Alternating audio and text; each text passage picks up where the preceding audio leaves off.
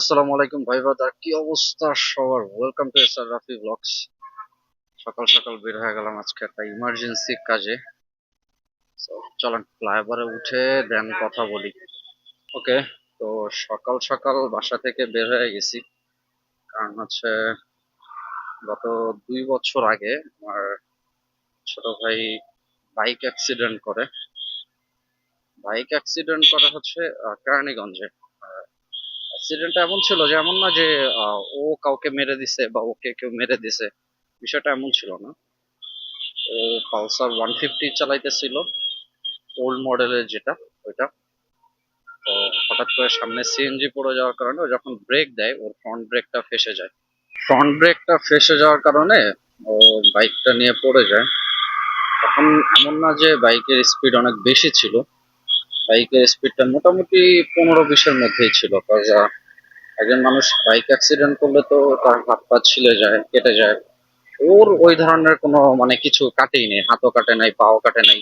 Just হচ্ছে পায়ের গোলমুড়ারিতে অল্প একটু মানে ছিলে গেছে।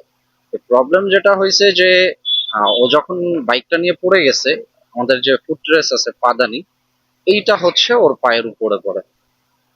গাড়িটা ওর উপরে পড়ার কারণে ওর ওই পাদানিটা পায়ের উপরে পড়ার কারণে ওর পায়ের হাড় ফেটে যায়। তো তখন পর্যন্ত মানে ভাঙে নাই, মানে ফেটে গেছিল।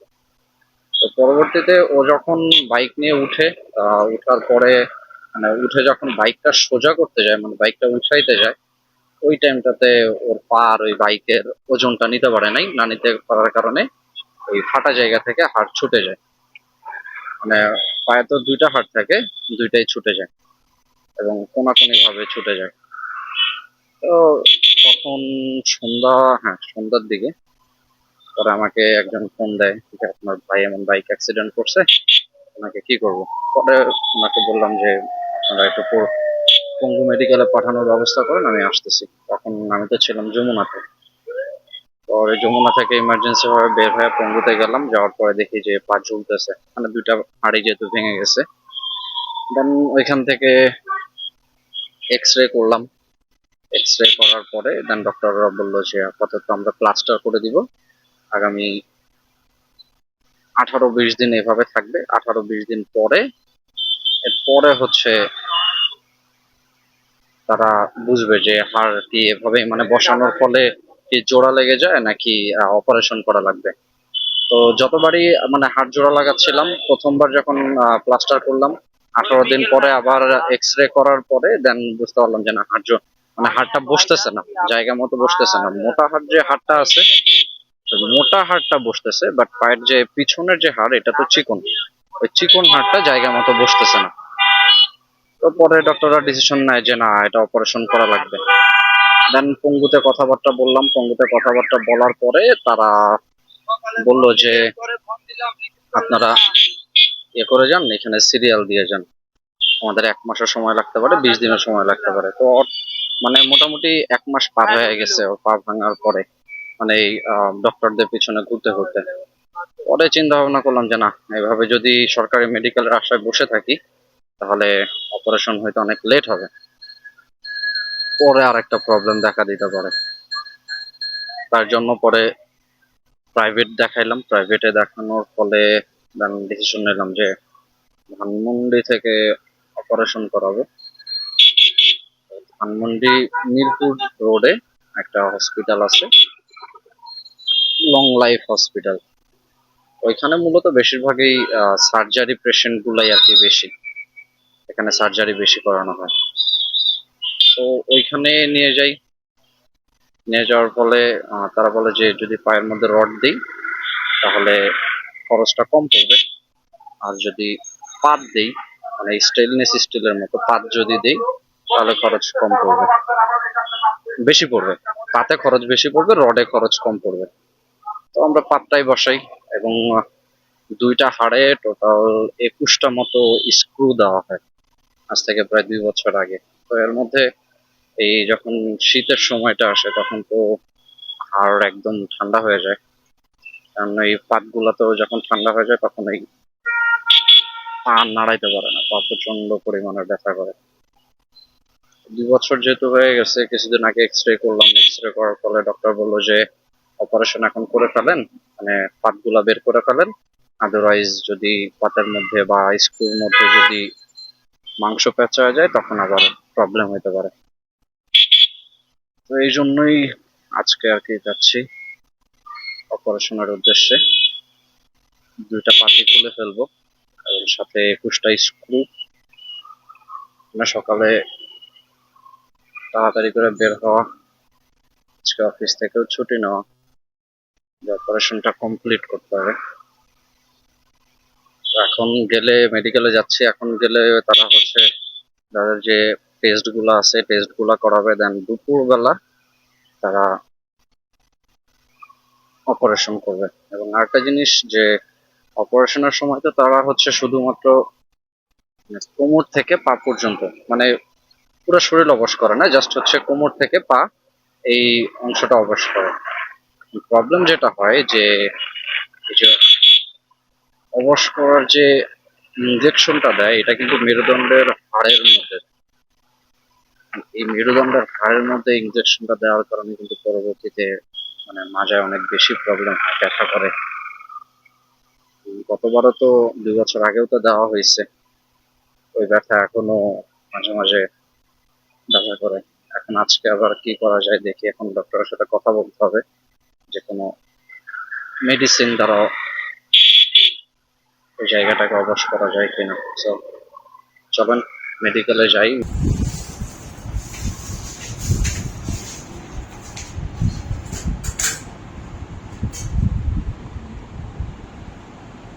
আলহামদুলিল্লাহ, আল্লাহর কাছে লাখো কোটি শুক্রিয়া, ছোট ভাইয়ের অপারেশনটা ভালো মতো হয়েছে। একটু টেনশনে ছিলাম যে ওর পায়ে টোটাল 20টা স্ক্রু লাগানো ছিল। তো এর আগে 2 জায়গায় ডক্টর দেখাইছিলাম, ইসলামিয়াতে দেখাইছিলাম এবং হচ্ছে ইস্ট ওয়েস্ট মেডিকেলে দেখাইছিলাম, যেটা হচ্ছে ভোর চৌরাস্তাতে। ওইখানের 2 জায়গার ডক্টরে বলছে যে 19টা স্ক্রু খোলা যাবে, একটা স্ক্রু খোলা যাবে না। ওর পায়ের সামনের হাড় এবং পিছনের হাড়, এই দুইটা হাড়ের মাঝামাঝি একটা স্ক্রু ছিল যেটা হচ্ছে রডের বাহিরে। তো 19টা স্ক্রু খুললে 2টা রড বের করা যাবে, বাট ওই একটা স্ক্রু যেটা আছে ওইটা হচ্ছে মানে শুধু হাড়ের মধ্যে ছিল, 2 হাড়ের মাঝখানে, এটা বের করা যাবে না। ওইটা নিয়ে একটু টেনশনে ছিলাম। এবং যখন অপারেশন থিয়েটার থেকে ওরা বের করা হইলো, বের করার পরে আমাদেরকে, ওরা যখন বেড দেওয়া হয়েছে তখন আমাদেরকে ওদের টোটাল যে স্ক্রু যতগুলো ছিল, এই স্ক্রু এবং হচ্ছে 2টা রড, এই যে স্ক্রু এবং রড গুলা, তো এখানে টোটাল আমি কাউন্ট করে দেখি 19টা। এবং এখানে যে বড় বড় যে কয়টা স্ক্রু দেখতে পাইতেছেন, এই স্ক্রু ছিল হচ্ছে 6টা। 5টা ছিল হচ্ছে রডের মধ্যে আর একটা ছিল হাড়ের মধ্যে। তো আমি এখানে 6টা স্ক্রু থেকে 5টা খুঁজে পাইছি, একটা পাইতেছিলাম না। না, আমি মানে ঘাবড়ায় গেছিলাম যে তাহলে অন্য ডক্টররা যে বলছে যে ওই একটা বের করা যাবে না, হয়তোবা ওই একটা উনি বের করতে পারেন নাই। বাট এই ডক্টর আমাকে বলছে যে উনি গতবার যেহেতু অপারেশন করছে, উনি একটা স্ক্রু বের করে দিবে। এখন 5টা স্ক্রু দেখার পরে আমার কাছে এটাই মনে হয়েছে যে হয়তো ওই স্ক্রুটা বের করতে না পাইরা ও ডিরেক্টলি ওইভাবেই অপারেশন শেষ করে ফেলছে। আমি তো ইনস্ট্যান্ট ডাক্তারকে ফোন দিছি, তখন বাজে অলমোস্ট 9টা রাত। ডক্টরকে ফোন দিয়ে বললাম যে ওর পায়ের আর একটা স্ক্রু কোথায়, পরে বলতেছে হয়তো বা পড়ে গেছে। আমি পরে বললাম যে পড়লে হয়তো বা ছোটগুলা পড়বে, আমার বড় স্ক্রু ছয়টা, আমার বড় স্ক্রু 6টাই আমার হিসাব দেওয়া লাগবে। আদারওয়াইজ আমাকে এক্স রে করে দেন, আমি এক্স রে দেখবো যে পায়ের মধ্যে ওর স্ক্রু একটা আছে কিনা। ওটা বলতেছে যে না, স্ক্রু নাই। তখন আমি বললাম যে না, আমাকে আপনি এক্স রে করে দেখান। তো ওর যেহেতু অপারেশন করা হয়েছে, ও তো পা ঘুরাইতে পারবে না, ওর পা হচ্ছে এই যে 2 সাইড থেকে কাটা হয়েছে, যার ফলে ডক্টর ইনস্ট্যান্ট আবার লোক পাঠাইছে। পাঠানোর পরে ওকে আবার বেড থেকে নিয়ে গেছে ওটিতে। ওটিতে নিয়ে যাওয়ার পরে ওদের যে লাইভ মেশিন যেটা আছে, যেটা আর কি ওরা বড় স্ক্রিনে দেখে দেখে যেটাতে অপারেশন করে, ওই স্ক্রিন দিয়ে ঘুরে ঘুরে দেখাইছে যে স্ক্রু এটা বের করছে, দেন একটু শান্ত হয়েছে যে না, আসলে স্ক্রুটা বের করতে পারছে। এখনো আপাতত 1 মাস রেস্টে থাকবে। 15 দিন তো মানে পা ফেলতে পারবে না, এই পায়ে কোনো ভর দিতে পারবে না। আর 15 দিন পরে হালকা হালকা হাঁটতে পারবে, তা হচ্ছে লাঠি ভর দিয়ে। মোটামুটি 1 মাস রেস্টে থাকলে আলহামদুলিল্লাহ ঠিক হয়ে যাবে। And আজকে রিলিজ করে দিছে, ওরে বাসায় পাঠিয়ে দিছি। অলরেডি সামনে কারে আছে, আর আমি গাড়ি নিয়েই যাচ্ছি। এই জন্যই একটা জিনিস যে বাইক, আপনার যত সিসি বাইকই হোক না কেন, আপনার 80 সিসির বাইক হোক, 110 সিসির বাইক হোক, 125 হোক, আর সেটা 200 হোক, আর যেটাই হোক, মানে কি হয়েছে,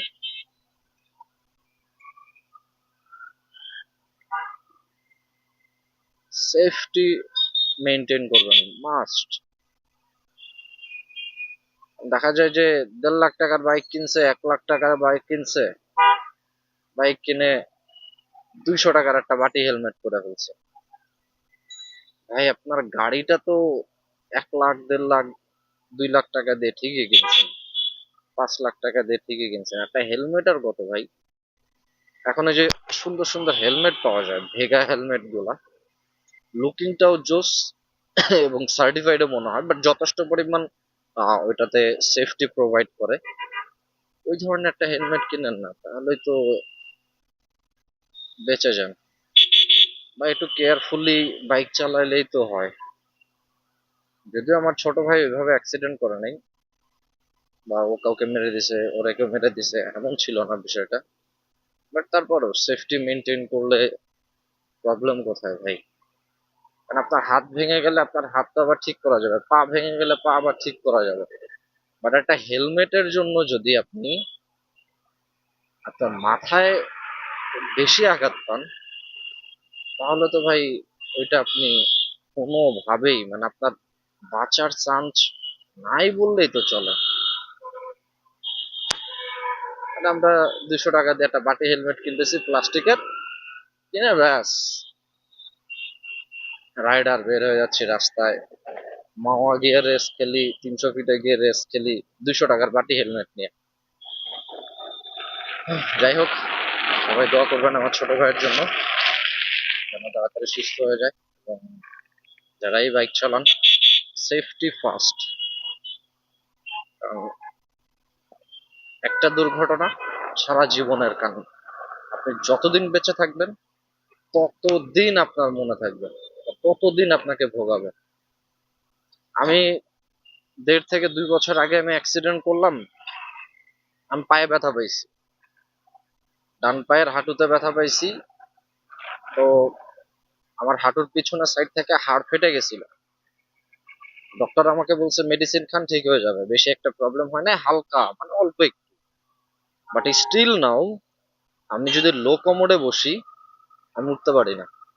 আমার ডান পায়ের মানে হাঁটু ব্যথা হয়ে যায়, এত পরিমাণ ব্যথা হয় যে আমি পা সোজা করতে পারিনি। বাট অ্যাক্সিডেন্টটা করছি 2 বছর আগে, বাট ওই ব্যথাটা এখন পর্যন্ত আমাকে কষ্ট দিতেছে। তো ভালো থাকবেন সবাই, দেখা হবে নতুন আরো একটা ভিডিওতে। আমার জন্য দোয়া করবেন, আমার ছোট ভাইয়ের জন্য দোয়া করবেন যেন তাড়াতাড়ি সুস্থ হয়ে যায়। আপনারাও ভালো থাকবেন, দোয়া করি। আসসালামু আলাইকুম।